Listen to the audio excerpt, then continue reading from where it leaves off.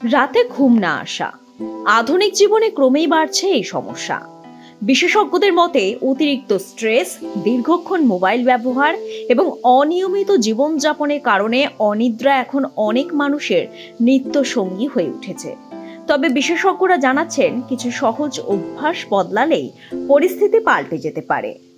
রাতের ঘুম নিশ্চিত করতে সবচেয়ে গুরুত্বপূর্ণ বিষয় হলো ঘুমের অন্তত 1 ঘন্টা আগে সব ধরনের স্ক্রিন দূরে রাখা। মোবাইল, টিভি বা ল্যাপটপের নীল আলো মস্তিষ্ককে জাগিয়ে রাখে, ফলে ঘুম আসতে দেরি হয়। পাশাপাশি রাতের খাবারের পর চা অথবা কফি এড়িয়ে চলার পরামর্শ দিচ্ছেন মেডিকেল প্রফেশনালরা, কারণ ক্যাফেইন দেহকে সক্রিয় রাখে এবং ঘুমে ব্যাঘাত ঘটায়। গবেষণা বলছে ঘুমের আগে হালকা গরম দুধ বা উষ্ণ জল পান করলে শরীর রিল্যাক্স হয়ে দ্রুত ঘুম আসতে সাহায্য করে।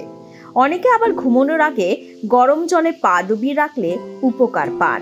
এতে রক্ত চলাচল স্বাভাবিক হয় এবং স্নায়ুর চাপ কমে। ঘুম বিশেষজ্ঞদের ভাষায় ঘরের পরিবেশ ঘুমের উপর সরাসরি প্রভাব ফেলে, তাই শোবার ঘর যতটা সম্ভব অন্ধকার, শান্ত ও ঠান্ডা রাখার পরামর্শ দেয়া হচ্ছে। একই সাথে প্রতিদিন একই সময় ঘুমানো ও জাগার অভ্যাস তৈরি করাও জরুরি, না হলে শরীরের ঘড়ি বিশৃঙ্খল হয়ে পড়ে।